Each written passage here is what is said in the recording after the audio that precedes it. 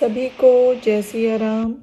जैसे कि आप लोग जानते हैं, हम लोग श्रीमद् गोस्वामी तुलसीदास जी कृत श्री रामचरितमानस रामायण पढ़ रहे हैं। पिछली वीडियो में हमने पढ़ा था, कुछ लोग मुदित हो आपस में मिलने के लिए ऐसे दौड़कर चले मानो आनंद के दो समुद्र अपनी मर्यादा को छोड़कर मिलते हैं। आज हम इससे आगे पढ़ेंगे। देवांगना पुष्प बरसा बरसा कर गाती हैं और देवता मुदित हो दुंदुभी बजाते हैं। उन्होंने सब चीज़ें राजा के आगे रख दी और प्रेम से विनय की। राजा ने प्रेम सहित सब वस्तु लेकर याचकों को पुरस्कार दिया। तदंतर अगवानी करने वाले पूजा आदर सत्कार और बड़ाई करके जनवासे को ले चले। कपड़ों के पावड़े पड़े हैं जिन पर दशरथ पैर रखकर चलते हैं, जिसे देख कुबेर भी धन के घमंड को छोड़ते हैं। देवता फूल बरसाकर जय जयकार करते हैं। सुंदर जनवासा दिया जिसमें सबको सब प्रकार का आनंद है। जब सीता जी ने जाना कि नगर में बारात आ गई है तो कुछ अपनी महिमा दिखाई। मन में स्मरण कर सब सिद्धियों को बुला उन्हें राजा की अगवानी को भेजा। सीता जी की आज्ञा पाकर सब सिद्धियां संपूर्ण संपदाओं सुखों और इंद्रपुरी के भोग विलासों को लेकर वहां गई जहां जनवासा था। बारातियों ने अपने अपने डेरे देखे जिनमें समस्त सुख उनको दिखाई दिए। इस भेद को किसी ने ना जाना। सब लोग जनक जी की प्रशंसा करते हैं। राम जी सीता जी की महिमा को जान मन में हर्षित हुए। पिता का आगमन सुन दोनों भाइयों के हृदय के भीतर आनंद नहीं समाता था। संकोचवश वे गुरु से नहीं कहते हैं, पर पिता के दर्शन की अति लालसा है। विश्वामित्र को उनकी नम्रता देखकर हृदय में बड़ा संतोष हुआ। उनने दोनों भाइयों को गले लगाया, शरीर में रोमांच और नेत्रों में जल भराया। वे जनवासे में दशरथ के पास गए मानो प्यासे ने सरोवर को देखा हो। जब राजा दशरथ ने मुनि विश्वामित्र को पुत्रों सहित आते देखा तो मुदित हो उठे और सुख समुद्र में थासी लेते हुए चले। राजा ने मुनि को प्रणाम कर उनके चरणों की धूलि को सिर पर धारण किया। मुनि ने राजा को हृदय से लगा आशीर्वाद देकर कुशल क्षेम पूछी। फिर दोनों भाइयों ने दंडवत की। राजा के हृदय में अपार आनंद है। पुत्रों को हृदय से लगा अपने दारुण दुख को मिटाया, मानो मृतक को प्राण मिले हों। फिर वशिष्ठ जी के चरणों में सिर नवाया। मुनि ने मुदित हो हृदय से लगा लिया। दोनों भाइयों ने ब्राह्मणों को प्रणाम कर मनवांछित आशीष पाया। भरत ने छोटे भाई सहित प्रभु को प्रणाम किया। राम जी ने उठकर हृदय से लगा लिया। लक्ष्मण जी दोनों भाइयों को देख मुदित होकर मिले। परम कृपालु और विनीत रामचंद्र जी नगर के कुटुंब के जाति के लोगों से तथा भिखारी मंत्री और मित्र सबसे यथोचित रीति से मिले। राम जी को देख सब बारात शीतल हो गई। राजा के पास चारों पुत्र ऐसे शोभित है मानो धर्म अर्थ काम मोक्ष शरीर धारण किए हैं। पुत्रों सहित दशरथ को देख नर नारी अत्यंत मुदित होते हैं। फूल बरसा बरसा कर देवता लोग बाजे बजाते हैं और देवांगनाएं नाचती और गाती है। फिर शतानंद ब्राह्मण मंत्रीगण मगध सूत पंडित और बंदीजन आदि अगवानी करने वाले बारात के समेत राजा का सम्मान कर आज्ञा पाकर लौट चले। बारात लगन से पहले आ गई। इससे नगर में अत्यंत प्रसन्नता है। सब लोग ब्रह्मानंद पा रहे हैं और ब्रह्मा से विनय करते हैं कि दिन रात बड़े हो जाए। जहां जहां नगर के नर नारी इकट्ठे होकर कहते हैं कि रामचंद्र जी और सीता जी तो सुंदरता की सीमा है और दोनों राजा सुकृतों की सीमा है। जनक के पुण्यों की मूर्ति तो सीता जी हैं, दशरथ के पुण्यों की मूर्ति राम जी हैं। इनके तुल्य किसी ने शंकर को नहीं भजा, न इनके तुल्य किसी को फल मिला है। इनके समान विश्व में न तो कोई है, न हुआ है, न होगा, और हम सब पुण्यों की राशि हैं, जो इस विश्व में पैदा होकर हमने जनकपुर का वास पाया है। जिनने राम और जानकी जी की छवि देखी है उनसे बढ़कर कौन धर्मात्मा है। और अब फिर राम जी का विवाह देखेंगे और अच्छी प्रकार नेत्रों का आनंद लेंगे। कोकिल बयनी स्त्रियां परस्पर कहती हैं कि हे सखियों, इस विवाह से बड़ा लाभ है। बड़े भाग्य से ब्रह्मा ने बात बनाई है जो ये दोनों भाई हमारे नेत्रों के अतिथि होंगे। क्योंकि प्रेमवश राजा जनक बारंबार जानकी जी को बुलावेंगे, तब करोड़ों कामदेवों के तुल्य शोभायमान दोनों भाई सीता जी को लेने को आया करेंगे।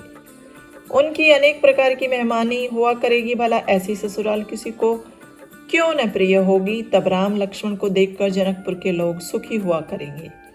हे सखी, जैसी राम लक्ष्मण की जोड़ी है, ऐसे ही दो बालक राजा के संग और भी हैं। वे भी सांवले और गोर वर्ण के हैं। जो देख आए हैं वे सब ऐसा कहते हैं। एक ने कहा, मैंने आज ही देखे हैं, मानो ब्रह्मा ने उनको स्वयं ही सजाया है। भरत और राम की एक सी ही सूरत है, एकाकी नर नारी पहचान नहीं सकते। लक्ष्मण और शत्रुघ्न का एक सा रूप है, उनके नख से शिख तक सब अंग सुंदर है, उनका वर्णन नहीं हो सकता, और उपमा के लिए जो त्रिलोकी में कोई नहीं है। गोस्वामी जी कहते हैं कि जब इनके देने को कोई उपमा नहीं है तो कवि कहाँ से दे। ये बल, विनय, विद्या और शोभा के समुद्र हैं। नगर की स्त्रियां ब्रह्मा से मांगती हैं कि चारों भाइयों का ब्याह जनकपुर में हो और हम मंगल गीत गावें। स्त्रियां नेत्रों में जल भरकर पुलकित कहती हैं कि हे सखी, शिवजी हमारी सब कामना पूर्ण करेंगे, क्योंकि यह दोनों राजा पुण्य के सागर हैं। इस प्रकार वे सब इच्छा करती है और उमंग कर हृदय में आनंद भरती है। जो राजा स्वयंवर में आए थे, उन्होंने चारों भाइयों को देख आनंद पाया। राम जी के उज्ज्वल यश का वर्णन करते हुए सब राजा अपने अपने घर गए। इस प्रकार कुछ दिन बीत गए। सब पुरवासी और बाराती आनंद में मग्न हैं।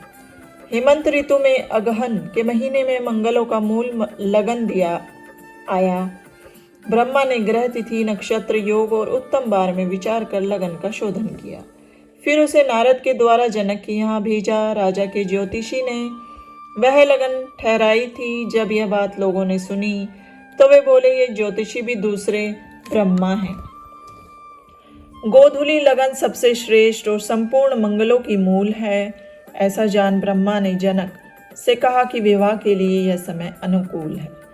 यह सुन जनक जी ने पुरोहित से कहा कि जब देर करने का अब क्या कारण है। तब शतानंद ने सब मंत्रियों को बुलाया। वे मंगल कलश सजा कर ले आए। शंख, नगाड़े आदि बजने लगे। मंगल कलश सजाए गए। सुहागिन स्त्रियां गीत गाने लगी और ब्राह्मण लोग पवित्र वेद ध्वनि करने लगे। इस प्रकार सब आदर सहित बारात को लेने चले और जनवासे में बारातियों के पास गए। राजा दशरथ जी के समाज को देखकर उनको इंद्र तुच्छ लगने लगा। राजा से बोले, समय हो गया, अब आप पधारिए। यह सुन नगाड़ा बजने लगा। गुरु से पूछकर कुल की रीति के अनुसार मुनियों के समाज सहित दशरथ चले। ब्रह्मादि सब देवता, अयोध्या नरेश राजा दशरथ के भाग्य और वैभव को देखकर अपने जन्म को वृथा जानकर हजार मुख से उनकी सराहना करने लगे। देवता लोग मंगल का समय जान नगाड़े बजाकर फूल बरसाने लगे।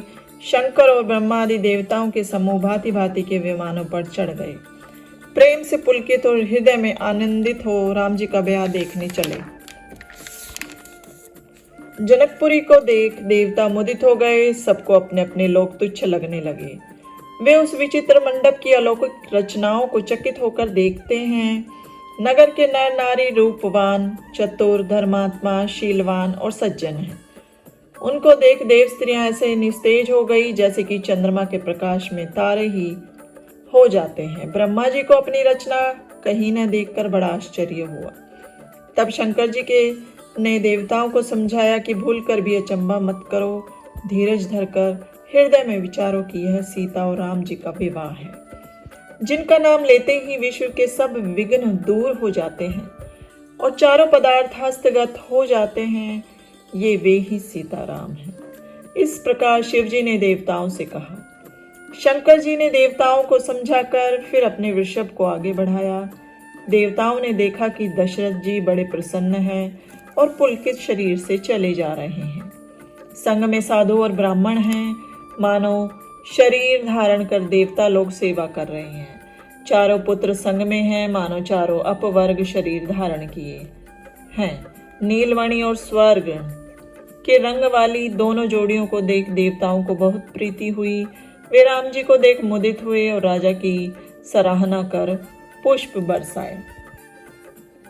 नखसिख से सुंदर रघुनाथ जी के रूप को बारंबार निहार कर पार्वती समेत महादेव जी के नेत्रों में जल भर आया और शरीर पुलकित हो गया। मोरकंठ की आभा के तुल्य श्याम शरीर पर बिजली की भी निंदा करने वाले हैं तथा अनेक प्रकार के मंगल रूप आभूषण सुशोभित है। मुख शरद के चंद्रमा के समान है, नेत्र नवीन कमल को लजाने वाले हैं। ऐसी सुंदरता है जिसका वर्णन नहीं हो सकता। मन ही मन में भाती है, साथ में भाई सुशोभित है जो अपने घोड़ों को नचाते चले जाते हैं। राजकुमार अपने अपने घोड़ों को नचाते हैं और भाट यश वर्णन करते हैं। जिस घोड़े पर राम जी बैठे हैं उसकी गति को देखकर गरुड़ भी लजा गए। घोड़ा सब तरह सुंदर है जो कहा नहीं जाता, मानो कामदेव ही घोड़े के वेश में है। मानो कामदेव राम जी के लिए घोड़े का वेश धर सुशोभित हो रहा है, जो अपनी अवस्था बल रूप गुणों चाल से समस्त संसार को मोह रहा है। जिसकी जीन सुंदर मोतियों और मणियों से जगमगा रही है और जिसकी सुंदर किंकणी और मनोहर लगाम ने देवता मनुष्य और मुनियों को ठग लिया है। प्रभु की इच्छा में जिसका मन लीन है, ऐसा वह घोड़ा चलने में कैसा शोभा पाता है। मानो तारागण और बिजली से शोभायमान में एक सुंदर मोर को नचा रहा है। जिस घोड़े पर राम जी सवार है उनका बखान सरस्वती भी नहीं कर सकती। शिव जी राम जी के रूप में देख ऐसे मुग्ध हुए कि उनको अपने नेत्र अति प्रिय लगे। विष्णु ने जब प्रेम सहित राम जी को देखा तो वह भी लक्ष्मी समेत मोह गए। राम जी की शोभा को देख ब्रह्मा जी ऐसे प्रसन्न हुए कि अपने 8 ही नेत्र जान पछताने लगे। स्वामी कार्तिकेय मन में बहुत मुदित हुए कि हमारे तो 12 नेत्र हैं। इंद्र ने रघुपति को देख गौतम मुनि के शाप को बहुत अच्छा माना। सब देवता इंद्र की बड़ाई करते हैं कि आज इंद्र के तुल्य कोई नहीं है। देवता रघुनाथ जी को देख प्रसन्न हैं। दोनों समाजों में बहुत आनंद है। आज के लिए इतना ही। अब हम इससे आगे नेक्स्ट वीडियो में पढ़ेंगे। तब तक के लिए सभी को जय सिया राम।